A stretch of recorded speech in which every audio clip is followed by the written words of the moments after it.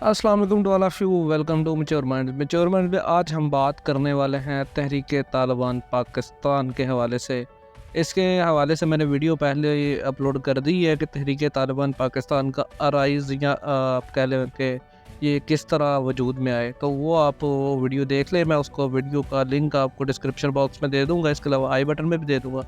तो आज हम बात करने वाले हैं कि TTP या तहरीक तालिबान पाकिस्तान जिसको कहा जाता है, तो उसके साथ पाकिस्तान गवर्नमेंट ने जो टॉक्स की ऑफ़र की थी या उनके साथ पीस नेगोशिएशंस की ऑफ़र की थी, तो उनके फेल्यूर्स क्यों हुए, इनके क्या डायनामिक्स थे, उसके क्या कॉन्सिक्वेंसेस हमें फेस करना पड़े, and what are the lesson which we can learn from all this fuss और ऑल दिस कॉन्ट्रम। तो आइए शुरू करते हैं। Before going to lecture, as always before going to lecture, subscribe the channel, press the bell icon. अगर आपको ये lecture पसंद आता है तो इसको लाइक भी कर दें, कमेंट ज़रूर दिया करें, so that we may get your feedback. और PDF आपको मिल जाएगी, आप जहाँ पे भी हैं you can ask in the comment box. और आप अगर आप व्हाट्सएप पे मेरे साथ अटैच हैं तो व्हाट्सएप ग्रुप में आपको फॉरवर्ड कर दी जाएगी। तो शुरू करते हैं। तालिबान बेसिकली 2007 में शुरू हुए थे, जिन्होंने पाकिस्तान की स्टेबिलिटी को एक बहुत बड़ा चैलेंज दिया। फिर पाकिस्तान की गवर्नमेंट को समझ आ गया कि यार ये लोग इतने अच्छे नहीं हैं, इनके साथ हमें पीस टॉक्स करना चाहिए instead of going for military action. क्योंकि उस टाइम पे पाकिस्तान का मसला ये था कि पाकिस्तान इन्वॉल्व बहुत जगह पे था। तब पाकिस्तान यानी अफ़गानिस्तान में भी इन्वॉल्व था, इंडिया भी उधर से थ्रेट कर रहा था, फिर US का प्रेशर था। तो ये सारी चीज़ें थी जिस वजह से एक तो मिलिट्री एक्शन लेना थोड़ा सा मुश्किल था। दूसरा ये था कि तहरीक तालिबान पाकिस्तान बेसिकली कोई बाहर से लोग नहीं थे, ये पाकिस्तानी ही थे जो कि against the rate of the state अपना एजेंडा फैला रहे थे। तो पाकिस्तान ने बेहतर समझा कि इन लोगों के साथ पीस टॉक्स की जाए instead of going for military action. तो यहाँ पे हमें ये इस फेलियर का सामना करना पड़ा इनके साथ जब हमने पीस टॉक्स को यानी इनिशिएट किया। अब इन पीस टॉक्स के नतीजे में बॉम्बिंग्स हुई, असैसिनेशन हुई, किडनैपिंग हुई। फेमस किडनैपिंग है वो यूसुफ रज़ा गिलानी साहब के बेटे की, अली गिलानी की, ठीक है। और जो नॉर्थ वेस्टर्न ट्राइबल एरियाज़ है वहाँ पे स्पेशली बड़ा मसला हुआ। ये अगर आप मैप में देखें तो ये देखें आपको ये ट्राइबल एरियाज़ ही मिलेंगे। यहाँ पे आपको पंजाब में बहुत कम, यानी लाहौर और मुल्तान में कुछ वाक़यात हुए थे बॉम्बिंग्स के। इसके अलावा आपको सिंध में भी कम ही थोड़ा सा देखने को मिलेगा, एक लाड़काना में और कराची में थोड़ा सा इनका है हब, क्योंकि कराची में भी काफ़ी ज़्यादा यानी कि पठान लोग हैं। तो दीज आर बेसिकली तालिबान जो है पठान एथनिसिटी से ओरिजिनेट हुआ है। तो ये सारा मसला इस वजह से थोड़ा सा पख्तून ओरिएंटेड हो जाता है। अदरवाइज़ ऐसा है, ऐसा नहीं है कि सारे पख्तून ही उधर है। अदरवाइज़ हमारी इस टाइम फौज में सबसे ज़्यादा जो एथनिसिटी है वो पख्तूनों की है। तो दिस वाज समथिंग। इसके अलावा बलूचिस्तान का जो हमारा सूबा है वो चूँकि हमारे पास उसका सिक्योरिटी वाइज उसके पास वो पिछड़ा हुआ है, थोड़ा प्रॉस्पेरिटी वाइज थोड़ा सा पिछड़ा हुआ है। तो उस वजह से बलूचिस्तान में भी ये जो बलूचिस्तान के लोकल इंसर्जेंट ग्रुप्स हैं उनके साथ मिल के कार्रवाइयाँ करते रहते हैं। तो ये आप देखें अक्सर आपको ये कोयटा के नज़दीक आपको काफ़ी ज़्यादा मिलेंगे। इधर अदरवाइज़ जो आपका साहिली पट्टी है ना, या ईरान के साथ बेल्ट है जो, वहाँ पे बड़ा मसले मसाइल मिलते हैं। क्योंकि बेसिकली होता क्या है कि ये कार्रवाई करके ईरान में चले जाते हैं। ईरान में पाकिस्तान की क्योंकि रेट ऑफ गवर्नमेंट नहीं है, तो यहाँ पे अथॉरिटी नहीं है। इसके अलावा अफ़गानिस्तान में भी इसी तरह, यानी कि ये जो ट्राइबल एरियाज़ है यहाँ पे मुश्किल इस वजह से हुई थी, बेसिकली यहाँ पे पहचानना मुश्किल था क्योंकि यहाँ पे सारा का सारा पाकिस्तान का पोरस बॉर्डर है। अगर पोरस बॉर्डर है तो फिर यहाँ पे कार्रवाई यहाँ पे डालते हैं ये TTP वाले और चले अफ़गानिस्तान जाते हैं। ये वहाँ से पकड़ना फिर मुश्किल हो जाता है क्योंकि वहाँ पे एक तो वो लोकल्स को कन्विंस कर चुके हैं that Pakistan is against them. तो दूसरा ये मसला है कि वहाँ पे जो ट्रेन है ना, टेरेन यानी कि जो वहाँ पे ज़मीनी खदोखाल है वो पाकिस्तान आर्मी के लड़ने के उस तरह कैपेबल नहीं है क्योंकि वो डिफरेंट इलाके हैं वहाँ पे। तो ये जो लोकल्स हैं वो तो वहाँ पे सर्वाइव कर जाते हैं, जबकि पाकिस्तान आर्मी की एक तो ना रेट है, दूसरा अगर अबाउट लॉ बंदा जाए तो फिर भी यहाँ पे मुमकिन नहीं है कि पाकिस्तान आर्मी उनको कैप्चर कर सके। तो इस तरह पीस टॉक्स हमें फेल होना शुरू हो गई। तो ये इनकी कई रीज़न थी। इसका जो कंसेंसस था, there was a growing consensus, ठीक है, कि यार इनके साथ ना हमें नेगोशिएशंस की बजाय मिलिट्री एक्शन की तरफ जाना चाहिए, ठीक है। लेकिन पाकिस्तान सोसाइटी में ऑब्वियसली फिर यानी कि मिलिट्री एक्शन इतना आसान नहीं होता, वहाँ पैसा खर्च होता है, वहाँ पे एनर्जी खर्च होती है, आपके बंदे लगते हैं। तो it is a long hectic process. तो अगर हम बात करें पीस टॉक्स की कि पीस टॉक्स पाकिस्तान ने तालिबान के साथ किस किस सिनेरियो में और कब कब की, तो पहली दफ़ा जब तालिबान जस्ट इमर्ज हुए थे, लेकिन पाकिस्तान में चूँकि पॉलिटिकल सिचुएशन इतनी स्टेबल नहीं थी, 2007 में मुशर्रफ साहब ने इनिशिएट तो की थी और ये सक्सेसफुल भी हुए थे कि तालिबान मान गए थे। उस टाइम का जो टीटीपी का लीडर था वो था मुल्ला फजलुल्लाह। ये काफ़ी देर तक मुल्ला फजलुल्लाह जो है ना वो टीटीपी के लीडर रहे हैं। तो पाकिस्तान की तरफ से परवेज़ मुशर्रफ साहब थे, लेकिन 2007 में ही क्या हुआ, मुशर्रफ साहब हटा दिया गया एंड वहाँ पे फिर एक यानी कि गवर्नमेंट जो शिफ्ट आई थी, तो उस वजह से थोड़ा सा मसले मसाइल हुए थे। फिर 2008 में जब यूसुफ रज़ा गिलानी साहब बन गए अपना जो था पीएम, तो फिर सूफ़ी मोहम्मद जो थे उस टाइम के लीडर थे तहरीक नफाज़ शरीयत मोहम्मदी, ठीक है, ये बेसिकली आप समझ ले प्रीकर्सर ऑफ टीटीपी थी और इसी के साथ फिर उन्होंने नेगोशिएशंस की, बट ये फेल हो गई। अब आप देखेंगे कि यार टीटीपी ना बड़ी फ्रेगमेंट्स में है, कभी तहरीक नफाज़ शरीयत है, कभी वो लश्कर तैयबा में है, कभी वो आपको वहाँ अलकायदा में मिलेगी। तो दिस इज़ समथिंग जो वो हम इसको लेटर अपने पार्ट में डिस्कस करेंगे लेक्चर के। उसके बाद 2008 में जो पीस नेगोशिएशंस की थी ये तो हो गई फेल, यानी कि ये किसी सिरे नहीं चढ़ी, बस बातें की थी और फिर काम खराब हो गया। अब बाजोड़ नेगोशिएशंस अगर आपको याद हो, 2011 में गिलानी साहब ने दोबारा फिर इनके साथ नेगोशिएशंस की, तब मौलवी जो थे अपने फ़कीर मोहम्मद, वो टीटीपी के लीडर थे, वो कमांडर इन बाजोड़ थे, उनके साथ एक सीज़ फायर मुआहदा हुआ, ठीक है। ये सक्सेसफुल तो रहा, लेकिन ये अनसक्सेसफुल तब हो गया जब गिलानी साहब हट गए 2012 में ही, और अपना उनकी जगह पे हमारे पास आ गए थे वो परवेज़ अशरफ साहब। तो फिर ये मसला हो गया। फिर 2013 में पाकिस्तान में इलेक्शन हो गए, तो जो टीटीपी ये उसने समझा जी कि हमारी जो पिछली गवर्नमेंट गई है उसके साथ मुआहदे थे, अब हमें नई गवर्नमेंट के साथ करना चाहिए। लेकिन मुस्लिम लीग की, नून लीग की जो गवर्नमेंट थी उसने इसी चीज़ को ना कैरी ऑन करना चाहा बाजोड़ नेगोशिएशन को।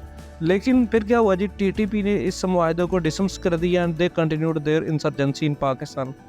अब 2013 के बाद आता है 2014 में नवाज शरीफ साहब ने अगेन कोशिश की कि यार चलो पाकिस्तान में पीस को बनाया जाए। तब आपको याद हो 2012, 13, 14, 15, इवन के 6-7 से अगर शुरू करें तो ये सारा वो वाला ईरा है जब पाकिस्तान में सुसाइड बॉम्बिंग्स हाइक पे थे।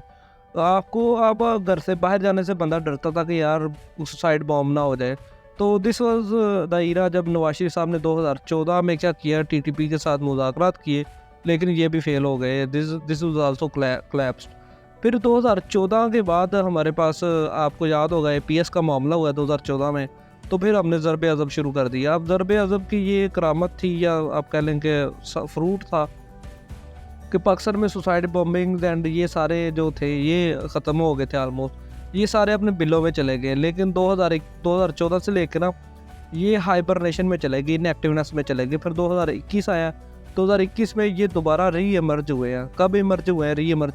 तब क्या हुआ है मैंने आपको बताया, ये अगर आप देखें ये क्या करते थे, ये बेसिकली अफ़गानिस्तान में चले जाते थे। अब 2014 में जब ज़रबे अज़ब हुआ है ना, तो ये चले गए अफ़गानिस्तान में, लेकिन पाकिस्तान फ़ौज ने उनके पीछे जाकर उनको मारा ज़रूर है, लेकिन बाकियात इनकी पीछे रह गई थी। जो कि 2021 में तालिबान का अफ़गानिस्तान में जो गवर्नमेंट आई है, TTA जिसको कहा जाता है, तहरीक तालिबान अफ़गानिस्तान, उसके बाद ये दोबारा री इमर्ज हुए हैं, ये दोबारा इकट्ठे हुए हैं। फिर इन्होंने मज़ीद ग्रुप्स जो कि बलूचिस्तान के BLA वगैरह उनको भी इकट्ठा किया, और 2021 में इन्होंने दोबारा इंसर्जेंट कार्रवाइयाँ शुरू कर दी हैं।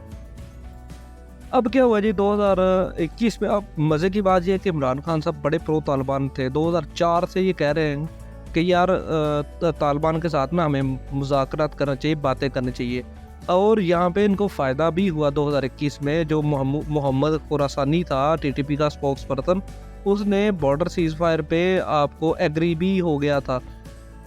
लेकिन यहाँ पे मसला ये हुआ, इमरान खान साहब को खुद ही हटा दिया गया। जब इमरान खान साहब को खुद हटा दिया गया तो फिर इनका जो सीज़ फायर एग्रीमेंट था वो ख़त्म हो गया। ठीक है, ये होना नहीं चाहिए, डेमोक्रेटिक गवर्नमेंट में ऐसा नहीं होता। लेकिन मसला ये कि पाकिस्तान में डेमोक्रेसी है कहाँ पे? वो मोदी साहब का मुझे एक बयान याद आ रहा है कि मोदी साहब ने 2018 अगस्त या 19 में एक स्पीच की थी।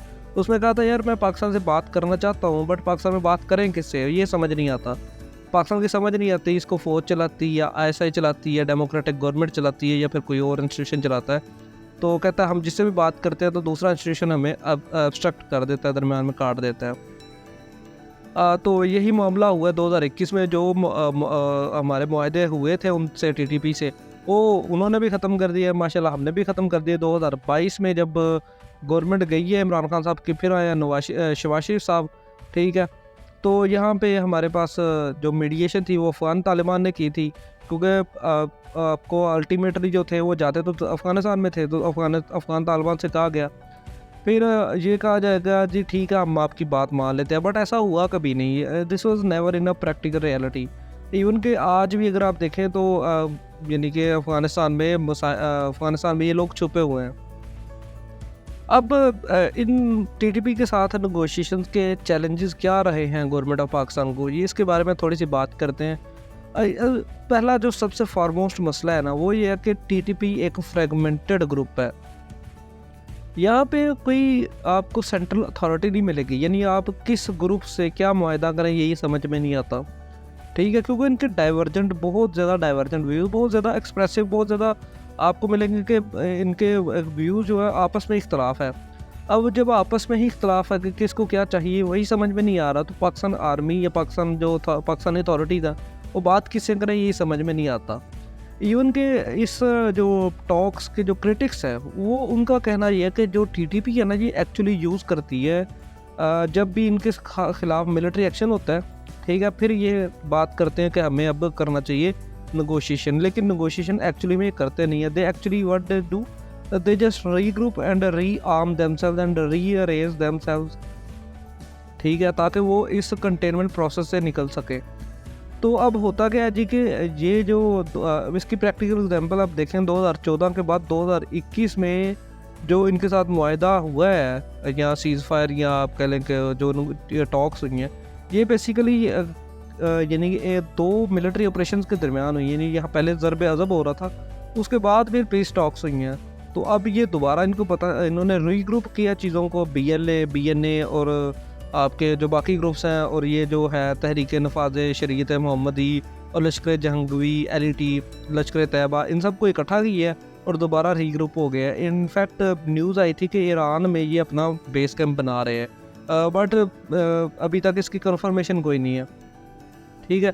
तो पाकिस्तान जो गवर्नमेंट है उसने बड़ा वीक नेगोशिएशन स्टांस अभी तक गेन किया फ्राम TTP, जिसकी वजह से पब्लिक और इंटरनेशनल कॉन्फिडेंस जो है ना वो पाकिस्तान में भी और TTP की पीस टॉक्स पे भी वो ख़त्म होता जा रहा है। अब इस वजह से पाकिस्तान में जो सिक्योरिटी लैंडस्केप्स है ना उस पर फेलियर का ठप्पा लगता जा रहा है। अब उसकी इम्प्लीकेशन तो इकनॉमिक, सोशल और आपके पॉलिटिकल तीनों में ही आ रही है। यानी इकनॉमिक में आपकी मुल्क जो है वो इकनॉमिकली तरक्की नहीं कर रहा, सोशल में आपका एक स्टेट ऑफ अनसिक्योरिटी पाकिस्तान में आप फील कर सकते हैं।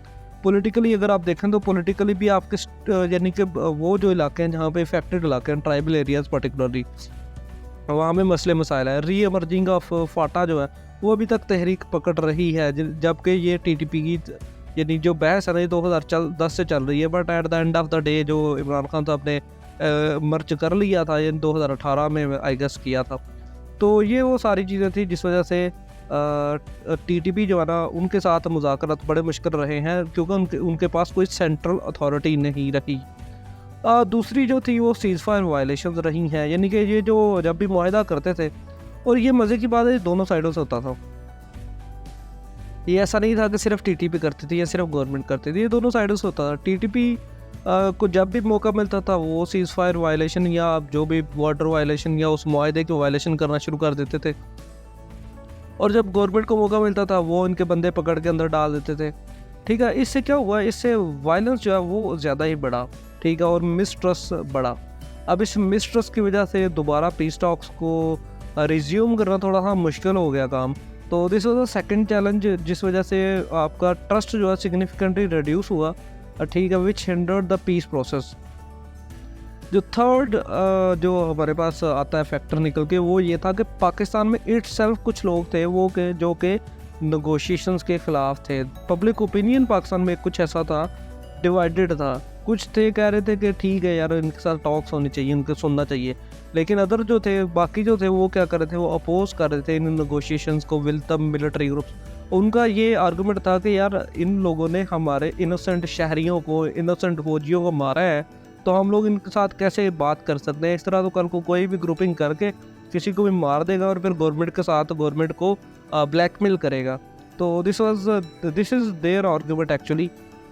और इसको फिर आपके पॉलिटिकल जो अपोजिशन पार्टीज़ हैं और वो भी कैश करती हैं, ज़ाहिर सी बात है। अब जब गवर्नमेंट में होती हैं हमारी सियासी जमातें, तो उनका जो स्टांस ऑफ बिहेवियर होता है वो डिफरेंट होता है, जबकि वो जब अपोजिशन में होती है वो डिफरेंट तरह बिहेव करती हैं। ये ऐसा होना नहीं चाहिए ना डेवलप्ड डेमोक्रेसी। लेकिन पाकिस्तान में चूँकि आपको इमेच्योर लीडरशिप मिलती है, इस वजह से यहाँ पे ये मसला है कि पॉलिटिकल पार्टीज़ जो है वो सिक्योरिटी जैसे हसास मामले को भी करती हैं, एक्सप्लॉइट करती हैं फॉर देयर पॉलिटिकल लैंडस्केप।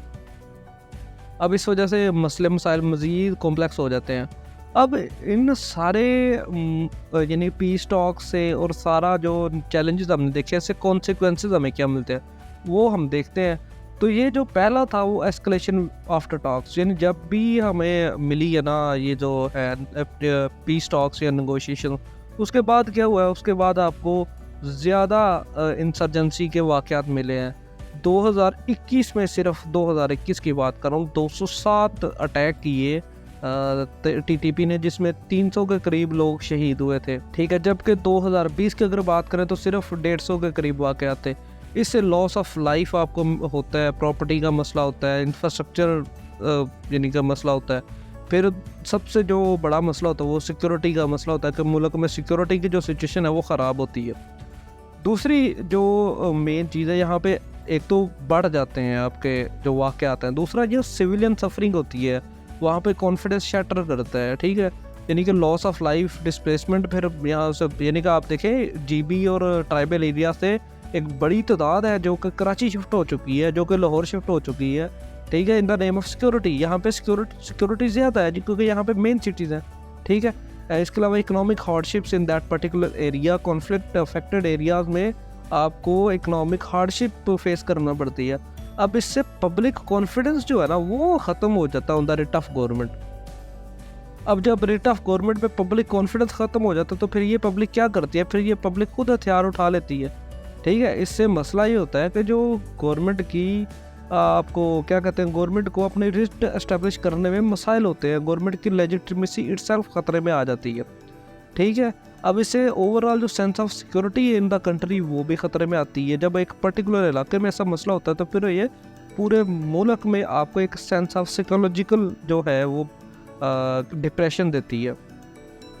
अब इन सब टीटीपी टॉक्स के बावजूद टीटीपी जो है ना वो एक पोटेंट थ्रेट रखती है टुवर्ड द पाकिस्तान, ठीक है, ट्राइबल रीजन में पर्टिकुलरली और whole of the Pakistan for the security concern, ठीक है। अब इसमें लॉन्ग टर्म स्टेबिलिटी जो है वो गवर्नमेंट के लिए भी चैलेंज बनी हुई है। Let's see how it is being solved. अब इन सारे प्रोसेस से हम लेसन्स क्या ले सकते हैं? लेसन्स बड़े सीधे साधे से है, कोई इसमें इतनी दूर जाने की ज़रूरत नहीं है। एक तो हमें यूनिफाइड अप्रोच अपनाने की ज़रूरत है, यानी अगर उनसे करने हैं मुज़ाकरा तो करें, अगर नहीं करने तो ना करें, ठीक है। दोनों में से आप एक साइड पे हो जाए। अगर करने हैं तो फिर करें उनके साथ मुज़ाकरा, उनको फ्री हैंड दें। अगर नहीं करने तो फिर उनके साथ ओवरऑल मिलिट्री एक्शन लें। दूसरा जो है वो तमाम स्टेक होल्डर्स को इन्वॉल्व करना चाहिए, BLA, BNA, लश्कर तैयबा, लश्कर जंगवी, सिपाही साहबा, फिर इसी तरह के लश्कर मोहम्मदी, इस तरह इन सब स्टेक होल्डर को इन्वॉल्व करें। अब यही हल है जो कि क्योंकि तालिबान में चूँकि सेंट्रल अथॉरिटी नहीं है तो फिर आप स्टेक होल्डर्स को, तमाम स्टेक होल्डर्स को साथ लेके चलें, अदरवाइज़ ऐसा नहीं हो सकता। इसके अलावा जो डिफरेंट फैक्शंस हैं, जैसे आपको सुन्नी मिल जाएंगे, शिया मसाइल मिल जाएंगे, आपको अहले हदीस मिल जाएंगे, सबको साथ लेके चले। तमाम एथनिसिटीज़, आपको पख्तून मिल जाएंगे, बलोची मिल जाएंगे, तो इन सब को, पख्तून वली मिल जाएंगे, उज़्बेक्स भी हैं थोड़े से पाकिस्तान को जो ख़तरा करते हैं, उन सब को इकट्ठा लेके ना फिर चलें, ठीक है, to prevent any internal division from the undermining of negotiations. तो इन सब को, उसके अलावा गवर्नमेंट की ट्रांसपेरेंसी बड़ी ज़रूरी है। ऐसा नहीं है कि यार आप मुआहदा करके और पीछे से आप उन पर हमला कर दें, ठीक है, ऐसा नहीं होना चाहिए। सीज़फायर वायलेशन दोनों तरफ से नहीं होनी चाहिए। अगर टीटीपी ना करे, आप भी ना करें। इसके अलावा क्लियर ऑब्जेक्टिव आपका होना चाहिए। हाँ, एक और चीज़ होनी चाहिए, अगर आप टीटीपी को सीज़ फायर वायलेशन करती है तो फिर आप उन स्टेक होल्डर से बात करें जिनसे आपने वो मुआहदा किया, इंस्टेड के आप खुद ही जवाब देना शुरू कर दें, तो ये इटसेल्फ एक वायलेशन हो जाएगी उस पर्टिकुलर सीज़ फायर की। आपको अपने ऑब्जेक्टिव्स पता होने चाहिए कि हमने अचीव क्या करना है। अभी तक जितनी भी टॉक्स हुई हैं ना, वो जाके बैठ जाते हैं, अब मेरे पता कुछ नहीं होता कि हमने करना क्या है, ठीक है। और एक कंटिजेंसी प्लान, एक कलेक्टिव प्लान लेके चलना चाहिए, एक सॉलिड प्लान होना चाहिए, वहीं हवा में बातें करने से नहीं होना चाहिए। अब ये जो सारे लेसन हैं ना, ये बड़े क्रूशल होने वाले हैं for future negotiation with militant groups, whether it is TTP, whether it is BLA, whether it is BNA और एनीवन एल्स। तो इस वजह से हमें इन चीज़ों को गौर से और बड़े करीब से देखने की ज़रूरत है। At the end of the lecture conclusion के बारे में अगर बात करें तो यार, रूट कॉज जो है ना वो उस सारे इलाके में पॉवर्टी, लैक ऑफ एजुकेशन है बेसिकली, जिस वजह से TTP जैसे ग्रुप री एमर्ज करते हैं, TTP जैसे ग्रुप एमर्ज करते हैं। अब पाकिस्तान में जो पीस टॉक्स हैं वो फेल्ड की होती हैं, फ्रेगमेंटेशन है TTP में इटसेल्फ, ठीक है, डाउट इन सिंसेरिटी है हमारे पास, गवर्नमेंट का परसीव्ड वीकनेस है, गवर्नमेंट इटसेल्फ वीक है, हर एक गवर्नमेंट के साथ हमें पॉलिसी चेंज करना पड़ती है, ठीक है। इंटरनेशनल प्रेशर फिर हमारे पास अमेरिका का भी है। उसके अलावा इसके जो कॉन्सिक्वेंसेस है वो इंक्रीज्ड वायलेंस है, सिविलियन सफरिंग है, लॉस ऑफ पब्लिक कॉन्फिडेंस है। नेगोशिएशन क्या रिक्वायर करती है? Clear strategy, transparency and commitment to resolving the root causes, ठीक है। ऐसा नहीं है कि हम सत्ती तौर पे चीज़ें सही कर दें और समझे कि ठीक हो गई हैं, ऐसा नहीं होने वाला। हमें रूट कॉज की तरफ जाना चाहिए, हमें रूट कॉज सही करना चाहिए। अब ये जो ऑनगोइंग TTP थ्रेट है ना, इसको अंडरस्कोर करने के लिए, इसको हमें क्या कहते हैं, डायमेंश करने के लिए पास्ट के जो फेलियर हैं उनसे सीखना चाहिए कि हमने क्या क्या गलतियाँ की है, फिर इनको रिवाइज करना चाहिए, whether we want to go for peace talks with them or for military action. तो आप जो भी परसीव करें उनको उसी तरह लेके चलें। Thank you very much for listening. At the end of the day, अगर आपको लेक्चर पसंद आया तो भाईजान सब्सक्राइब करें एंड बेल आइकन को ज़रूर दबाएं, आपको आने वाली वीडियोस मिलती रहेंगी, इनका नोटिफिकेशन आता रहेगा। PDF मैंने आपको बताया, if you are in touch with me on WhatsApp then you can contact me for the PDF, otherwise you will be forwarded this on the group. And Facebook को आप ज़रूर हमें फॉलो करें, फेसबुक पे आपको लेटेस्ट इन्फॉर्मेशन एंड वहाँ पे आपको ना पेपर्स के रिलेटेड, जो आपके एग्ज़ाम्स हैं उसके रिलेटेड भी इंफॉर्मेशन मिलती रहती है। तो आप उस वजह से फेसबुक को ज़रूर फॉलो करें, दैट्स आर फ्लैगशिप बेसिकली क्या कह सकते हैं प्लेटफॉर्म, इस वजह say that is very important. Thank you very much again and subscribe channel. Thank you.